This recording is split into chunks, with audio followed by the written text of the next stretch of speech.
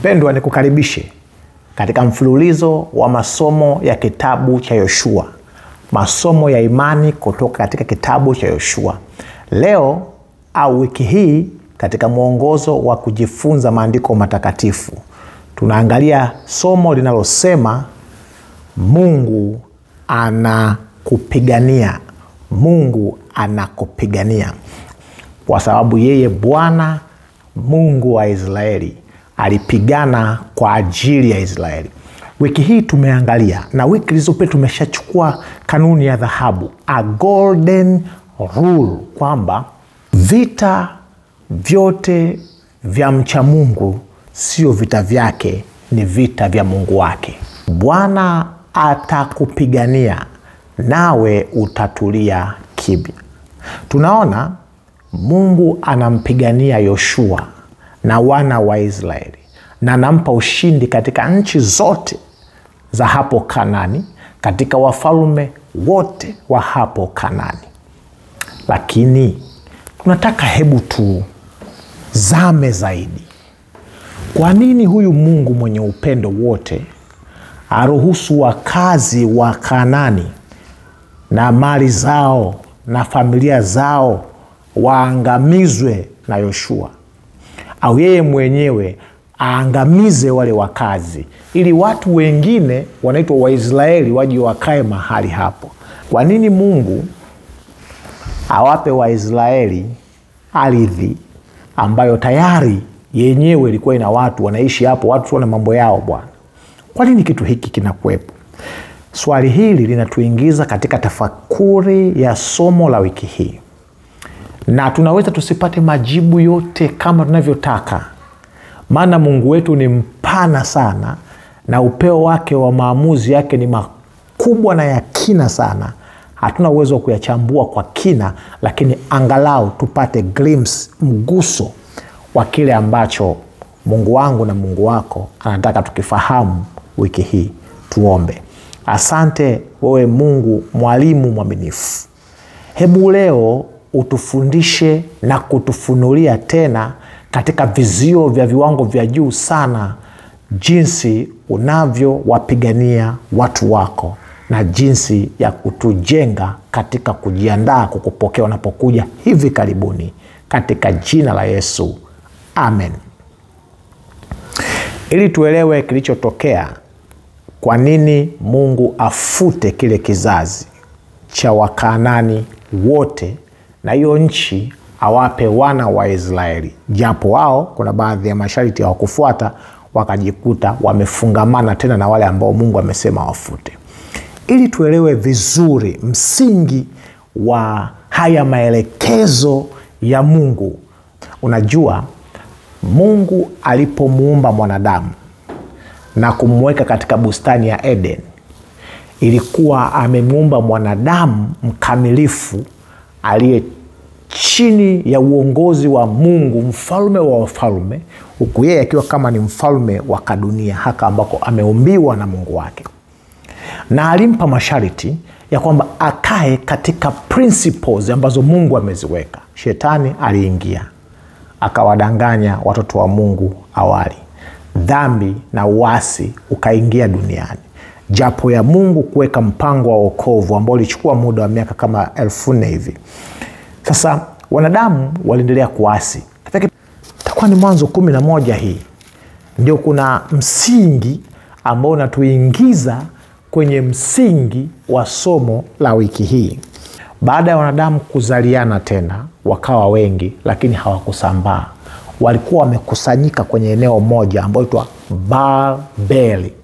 Babel maana yake ni lango la Mungu, a gate of God.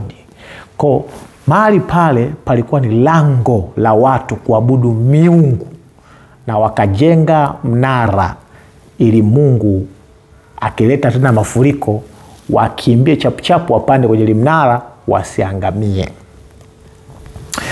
Zoezi lote hili lilikuwa ni zoezi la kiroho, lililoongozwa na ibada ya miungu wasio Mungu wa mbinguni. Kwa hiyo Mungu anasema akachafua lugha ya wale watu, wakatawanyika kila mmoja, kikundi kwa kikundi, wakatawanyika kwenda sehemu mbalimbali. Ngoja nikwambie, uovu unapojikusanya ukajaa sana, ukazidi kiwango cha uvumilivu wa Mungu huwa anaruhusu uovu huo ulete kuzaa matunda ya uovu, ambayo kwa mujibu wa kitabu cha Warumi, mshahara wa dhambi ni mauti. Kwa hiyo kwa rehema zake akaruhusu watawanyike. Wakatawanyika vikosi na vikosi, kila mmoja na kabila lake na vikundi vyake, wakasambaa dunia nzima, sawa sawa na kitabu cha Kumbukumbu la Torati 32 mstari wa 8, anasema Mungu aliowagawa mataifa makundi. Lengo wasambae ili ile affinity, ule mvuto wa uovu angalau upungue. Lakini wote waliposambaa, kwa sababu walisambaa bila Mungu, waliondoka na tamaduni na desturi chafu za kiovu za ibada ya majini. Ukisoma kitabu 32:17 Deuteronomy, Kumbukumbu la Torati, utaona watu hawa walikuwa overpowered, walizidiwa nguvu na mamlaka ya ibilisi. Watu hawa waka worship, wanasema they sacrificed to demons, wakatoa kafara kwa mashetani. Na ndio maana ukiangalia sura ya dunia yote tuliyoko sasa, ingia kabisa vijijini mwa Afrika, ingia kabisa vijijini kule kwa watu wasiomjua Mungu kabisa, kwa Wajapani, kwa Wachina, kwa Waamerika Kusini, kwa Wahindu wa Amerika wa Kaskazini, kwa Wazungu, kwa Waarabu, utagundua wote wana mifumo ya kiibada inayoendana, ambayo inaendana na kuabudu wazee wa kizamani. Lakini linki kubwa, utaona watu wengi wanaabudu jua, kwa sababu kiini cha ibada cha Babeli kilikuwa ni jua. Sasa Mungu akaruhusu, ana shida, kwa sababu Mungu wetu sio muoga na ogopi, lakini pembeni alikuwa ameweka mpango mkakati wa kuikomboa dunia. Kwa hiyo anamuibua mtu anaitwa Ibrahimu anasema kupitia kizazi chake yeye Mungu ataibua mfumo wa ibada ya kweli, na watu wa Mungu watatoka dunia nzima kwenda angalau kuwapa elimu watu wa dunia, ili watu wamrudie Mungu. Na dunia, kwa sababu itakuwa imeshachakazwa na dhambi kiasi cha kutosha, Mungu ataifuta ili aibue mfumo mpya wa ibada, ambao ni ile ibada ya kweli. Tunarudi kwenye blueprint, mpango kazi wa Mungu aliyokuwa amemwandalia mwanadamu. Sasa mpendwa, tunarudi kwenye swali letu la msingi. Kwa nini Mungu achague wale Wakanaani wateketezwe ili aweke watu wake? Kwani alishindwa kuingia hata polini huko Kongo? Kuna mapoli makubwa kabisa, miaka 1000 iliyopita ilikuwa ni mapoli mazito, watu hawako, akafyeka akaweka nchi yake. Ni kwa sababu ya agano. Kitabu cha Mwanzo 15, kitabu cha Mwanzo 15 na mstari wa 16, na kizazi cha 4 kitarudi hapa, maana haujatimia uovu wa Waamori bado. Kizazi cha 4 cha Ibrahimu, ambacho ndio hawa wana wa Israeli tunaojifunza safari yao, Mungu aliahidi watarudi baada ya miaka 400 plus kwenye nchi ambayo inaitwa nchi ya ahadi, ambayo ni Kanaani. Hawa watu na wao walikuwa na mifumo ya ibada ya sanamu na ibada za majua na ibada za Baali, ambazo ni matokeo ya ibada zile ambazo zilitawanywa pale. Lakini Mungu alitafuta kuwaokoa kwa miaka mingi sana, zaidi ya 400, lakini kiwango chao cha uovu kikazidi na kuzidi na kuzidi. Yani walizidi uovu, ukawa ni wa kiwango cha juu kiasi kwamba Mungu akashindwa kuvumilia. Solution pekee ilikuwa na wenyewe pia ni kuwatawanya. Zumuni la somo la leo, tunapoona Mungu anampigania Yoshua kuteka hawa wafalme na nchi zao, ni kwa sababu Mungu aliahidi uovu wao utakapokithiri ndipo ambapo watoto wa Mungu watakuja kuteka ile nchi, ili Mungu aandae taifa ambalo litakuwa ni kama shamba darasa la usafi wa kiroho. Maandiko na historia inaelezea kwa ufupi uovu wa hawa wanaitwa Wakanaani. Inaitwa Ezra 9 fungu la 11.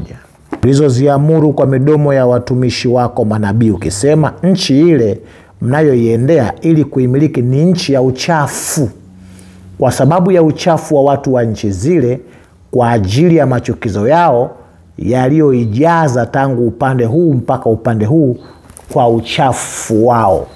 Kwa hiyo utagundua sababu ya Mungu kuwaondoa wale watu na kuwatawanya, licha sehemu zote palikuwa pana uovu, lakini kiwango cha Wakanaani na Mungu alipoahidi kwamba atakaa pale watoto wa Ibrahimu kilikuwa kiko juu sana, kiwango chao cha uovu, kiasi cha kuto kuvumilika, kwa sababu Mungu pamoja kuwa ni Mungu mwenye upendo, sifa yake nyingine ni Mungu hakimu wa haki.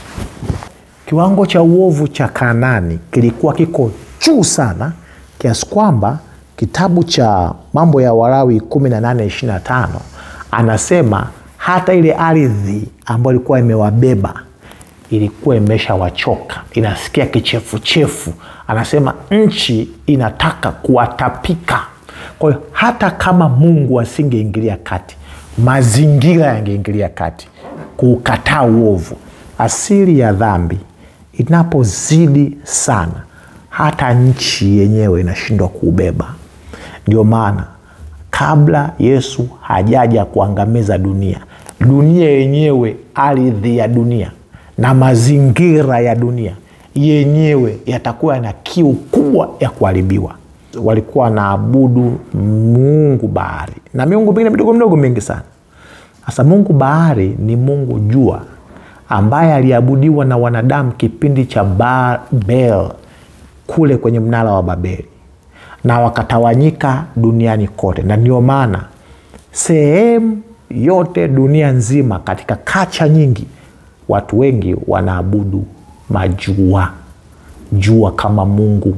Nenda kwa Warumi, nenda kwa Wagiriki, kuna wakina Apollo wale, nenda kwa Wahindi, kuna Mitra, nenda China, nenda yani duniani kote jua linaabudiwa kama Mungu.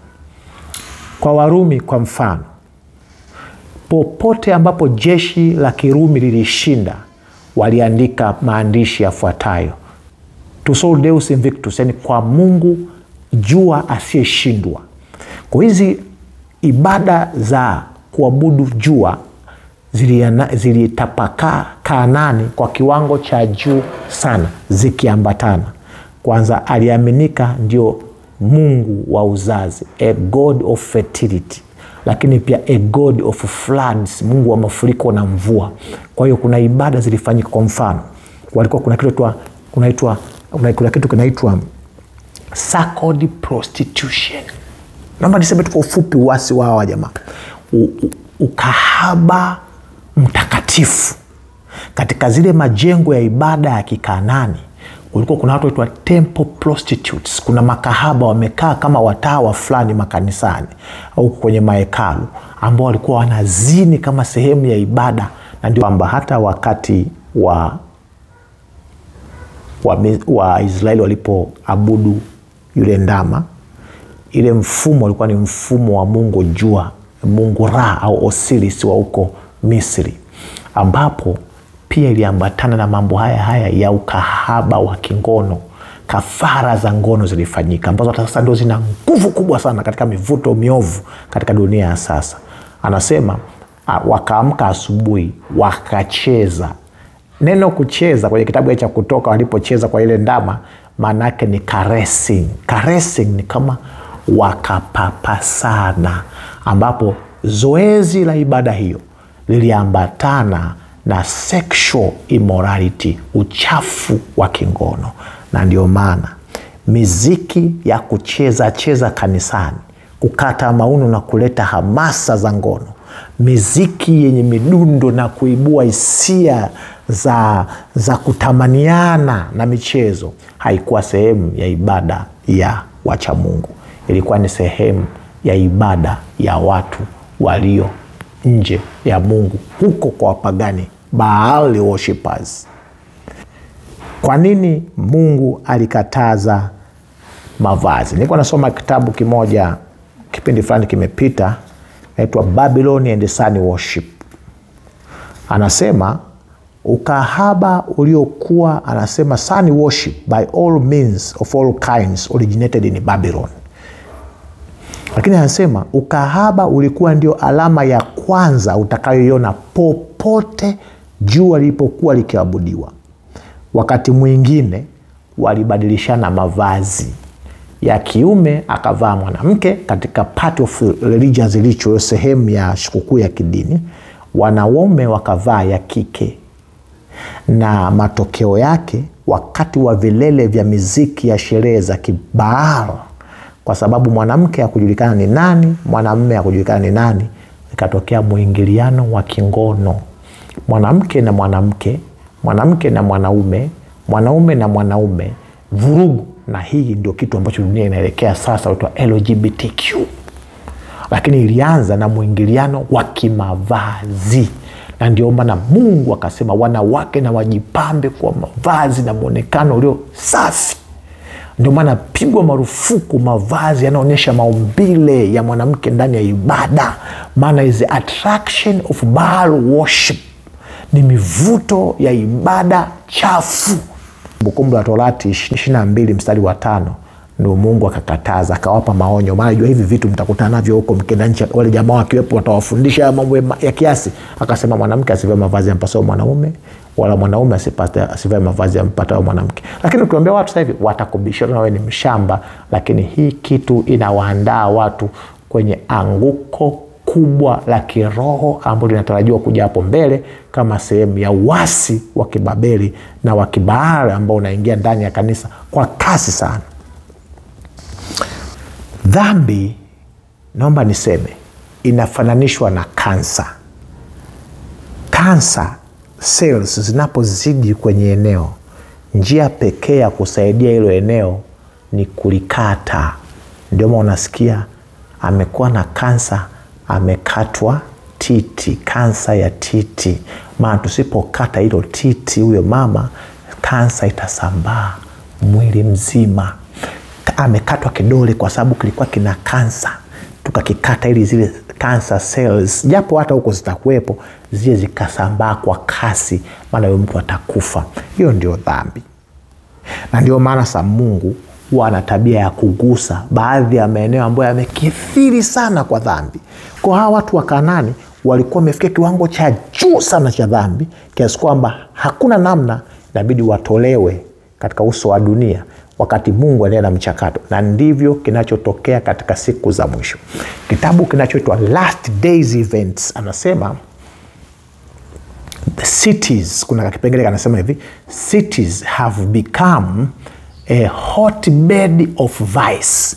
Kwamba baadhi ya majiji yalionekana kuwa yamegeuka kuwa vitanda vya moto vya uovu. Kwa Mungu atakuwa anagusa baadhi ya sehemu, anaziondoa. Kuna kasehemu wasi umezidi, hata kama furiko kanapita kanawafyeka. Kuna sehemu wasi umezidi, moto unawachoma na kuwaondoa. Nafikiri mfano tunao Sodoma na Gomora, walivuka kiwango cha uvumilivu wa Mungu. Lakini nina habari njema kwako. Katika kila mchakato wa Mungu wa kuondoa dhambi na wadhambi, mahali ambapo dhambi inakithiri, wakati Mungu mwenye hekima anaendelea kusubiri tukio la kufuta kabisa dhambi na uovu dunia inapofungwa hivi karibuni, Mungu huwa anatoa fursa ya watu kujirekebisha. Anatoa fursa ya wanaotaka kuokolewa waokolewe. Licha ya maelezo ambayo nimeyatoa hapa ya kiwango cha juu cha uovu wa huku Kanaani ambacho Mungu alitabiri kwamba uovu utakapoiva ndipo watoto wa Mungu kizazi cha 4 kitaingia kule. Mungu hana upendeleo. Popote mtu yoyote atakapoacha uovu na kumrudia Mungu ataokolewa. Haijalishi yuko kwa Mabaali, uko Kanani, haijalishi yupo upande wa Mungu. Wana wa Israeli walifutwa walipomkataa Mungu kwa kiwango cha juu sana. Lakini pia huku kwenye nchi ambayo Mungu amesema wateketezwe wote, alikuwemo kahaba ambaye alimwamini Mungu na uwezo wake, wa Rahabu, aliokolewa. Huku Kanani, kwa watu walikuwa wameiva uovu kiasi kwamba wanasubiria kuangamizwa, walikuwepo wa Gibeon. Licha ya kutumia ulaghai ili wasikutane na mkono wa Mungu, Mungu aliwaokoa. Ngoja nikwambie, katika kila kikada ya uovu bado Mungu anaita watu watoke. Watakao kubali wataokolewa. Ufunuo 18 mstari wa 1 mpaka wa 4 anasisitiza, umeanguka Babeli. You have fallen Babylon. Manake tu katika dunia hii ambayo inafanishwa na Babeli, mfumo ulioasi umeanguka. Ni failure system, ni mfumo wa uovu uliofeli. Lakini anatoa mwaliko, tokeni kwake enyi watu wangu. Kila anayesikia wito wa kutoka katika mifumo ya dunia na kumrudia Mungu na kumwabudu Mungu muumbaji wa mbingu na nchi na bahari na vyote vilivyomo, huyo mtu ataokolewa. Haijalishi ni shoga, haijalishi ni kahaba, ni fisadi, ni jambazi, muuaji, muongo, kila kada ya uovu Mungu anawaita watu wapate kumrudia na wataokolewa. Why annihilation instead of disposition? Kwa nini watu waangamizwe badala ya kutolewa tu na kuhamishwa sehemu nyingine huko, kama ambavyo walihamishwa na Mungu wakati wa mnara wa Babeli, kama ambavyo Wayahudi huwa wanahamishwa na kupelekwa utumwani huko Babeli baada ya uasi? Kwa nini hawa watu wateketezwe kabisa? Kuna kitu kizuri hapa cha kujifunza. Mpango wa Mungu wa awali ilikuwa sio Wakanani waangamie. Ilikuwa tu wakisikia Waisraeli wanakuja, wakimbie mbio za hatari, wakatafute maeneo mengine ya kujificha, mahali pale wapaache, ili Israeli ikae. Alafu kishakaa hapo, wataandaa mpango mkakati na Mungu wao wa kuwafikia watu wengine wamjue Mungu wa Israeli. Na hii inathibitishwa na kitabu cha Kutoka 23 mstari wa 27 na 28. Hii tuisome. Kutoka 23 mstari wa 27 anasema, nitatuma utisho wangu utangulie mbele yako. Anawaambia wana wa Israeli hapo, nami nitawafadhaisha watu wote utakaowafikiria, nami nitafanya hao adui zako wote wakuonyeshe maungo yao, wakukimbie. Nami nitapeleka mavu mbele yako, watakaomfukuza Mhivi na Mkanani na Mhiti watoke mbele yako.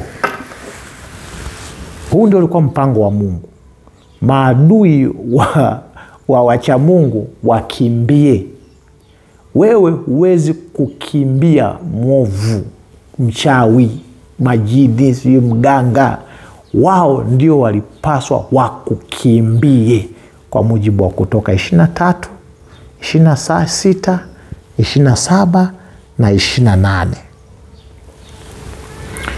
Nini kilitokea? Kweli hawa jamaa waliwaogopa sana Wayahudi. Historia inathibitisha. Rahabu mwenyewe akakiri kwamba tuliposikia mambo yenu mnapotoka huko Mabaali yanaachia, mnatesatesa watu, tuliogopa kweli.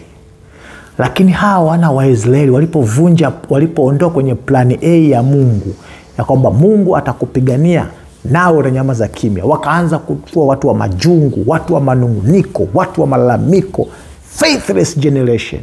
Na hata walipotumwa wapelelezi kwenda kupeleza nchi, badala ya kuchukua zile habari njema, wakaja wakawatisha zaidi wana wa Israeli, wale jamaa 10, na watu wakaasi. Ngoja nikwambie, kutokuamini kwao, taarifa ziliwafikia watu wa Kanani. ya kwamba wale majamaa pamoja kwamba Mungu wao ni mkubwa sana, lakini ni maoga, ni manafiki, majungu yamejaa, hawana issue. Wale jamaa wakasema hatutoki kama watu wenyewe ndio watu wao. Mungu wao pamoja ni mkubwa, lakini watu wenyewe ni wadhaifu, waoga, wa ajabu, hatutoki. Ndivyo ambavyo inakuwa kwenye maisha yetu kila siku. Mungu wetu ni mkubwa, ana uwezo mkubwa, na amepanga kutufanyia mambo makubwa. Amepanga kuwatisha wote waliojipanga kututisha. Amepanga kutuma mavu kwenda kutisha waasi, kutisha wanaotutakia mabaya. Lakini kutokuamini kwetu, majungu, maneno yanakuwa mengi, malalamiko yamepelekea hata wale ambao itakiwa wakimbie wameamua kusimama na kujiandaa kutupinga kwa nguvu.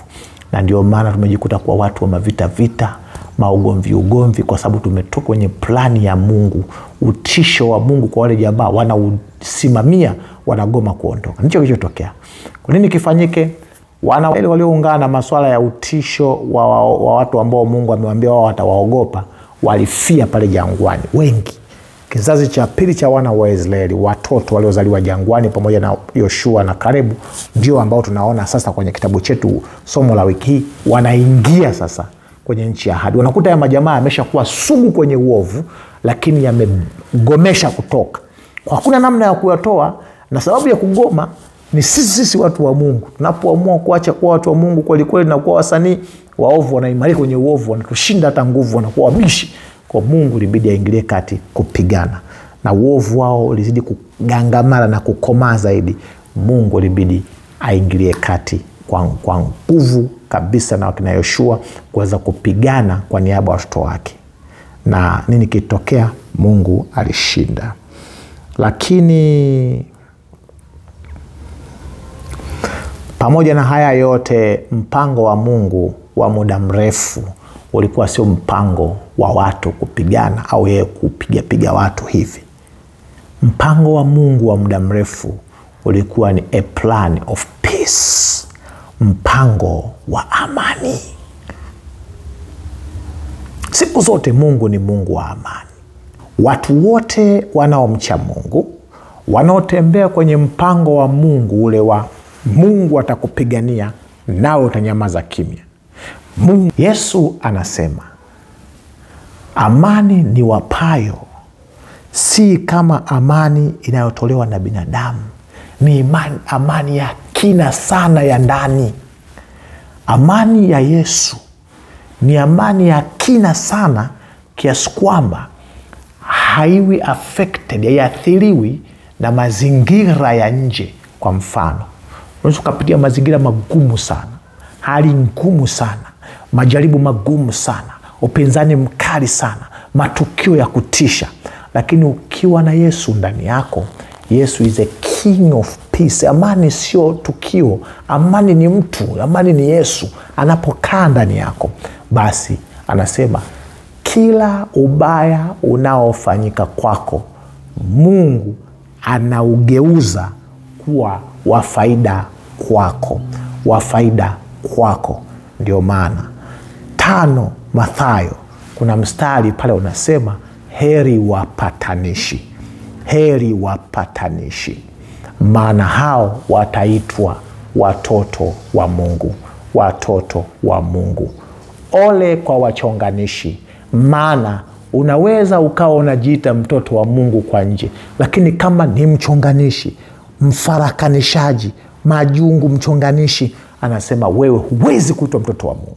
Unaweza ukajiita, lakini Mungu hakuiti hivyo. Unajiita tu mambo yako kujifurahisha ya kidini.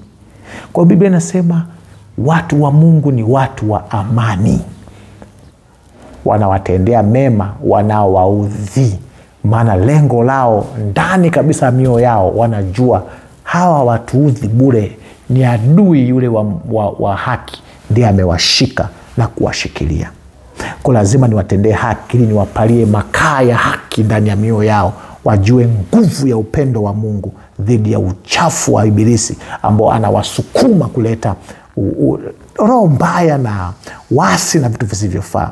Wafalme wa pili 6 kuanzia mstari wa 16 mpaka 23 kuna story. Majeshi ya wa Syria yamekuja kumteka nabii wa Mungu aitwa Elisha. Gehazi mfanyakazi wa Elisha anapowaona anashtuka, na anaposhtuka anaambia tumekuja kuangamia. Badogo tulia. Elisha anambia dogo tulia, walio upande wetu ni wengi kuliko wao. Kwa sababu Elisha alijua yeye huwa apigani, Mungu wake ndio anapigana. Wakati Gehazi anaona vijeshi vya wasili ya wanadamu, Elisha anaona majeshi ya moto ya malaika wa Mungu yaliyomzunguka. Biblia inasema alikuwa amezungukwa na majeshi ya moto, ya mafarasi ya moto kutoka mbinguni. Kwa hiyo akamwambia Mungu, hawa jamaa wapige upofu. Jamaa wakapiga upofu, wakawa upofu wa kiakili. Waweza wanaona lakini hawaelewi kinachoendelea, wako wapi wafanye. Mungu anaweza kukusaidia wewe adui yako kupiga upofu tu. Kiishi mpango wa Mungu kukupigania na wewe kunyamaza kimya, hautakuwa na visasi, hautakuwa na chuki na waovu hata kama wamekufanyia nini. Wakati wote utakuwa unawavizia, unatafuta God's opportunity, fursa ya kiungu ya kuwasaidia nao waokolewe, maana wanatumikia sehemu ambayo hawajui mwisho wake wataangamia. Wema wako una uwezo mkubwa wa kukuletea amani kwenye maisha yako kuliko visasi vyako na vita vyako.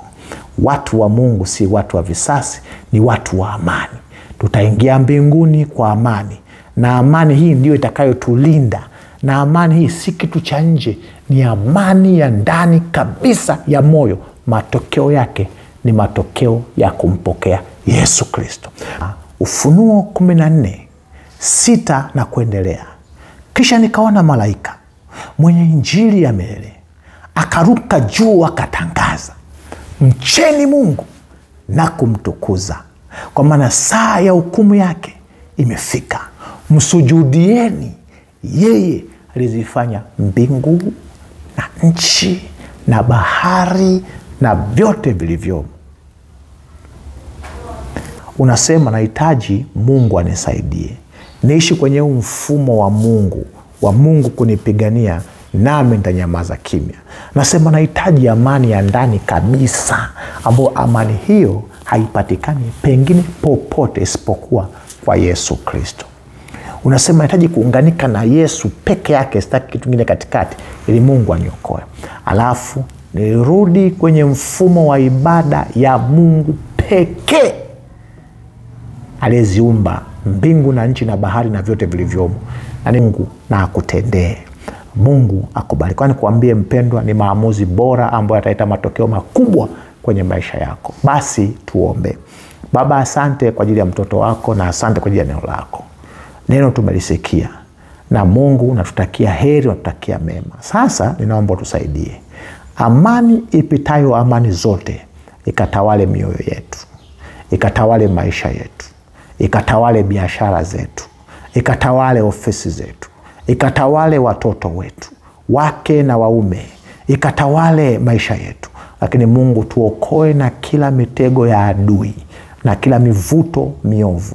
Na ikiwa kwa njia moja au nyingine iko dhambi iliyokaa ndani yetu ambayo imeng'ang'ania maisha yetu, ambayo kama tusipookolewa, usipoingilia kati, tunaweza tukaangamia kama wale wa Kanaani, Bwana utuokoe. Kama ambavyo umemwokoa Rahabu kutoka kwenye mifumo ya Kikanaani, kama ambavyo uliokoa wale wa Gibeon kutoka kwenye mifumo ya Kikanaani, Mungu ninaomba Bwana, watoto wako dunia nzima wanaokutafuta uso na kulia kutamani kuona uso wako, waonekanie kwa jina la Yesu. Asante maana imekuwa. Tuandae tena kwa somo lingine la wiki ijayo kwa utukufu wa jina lako, katika jina la Yesu. Amen.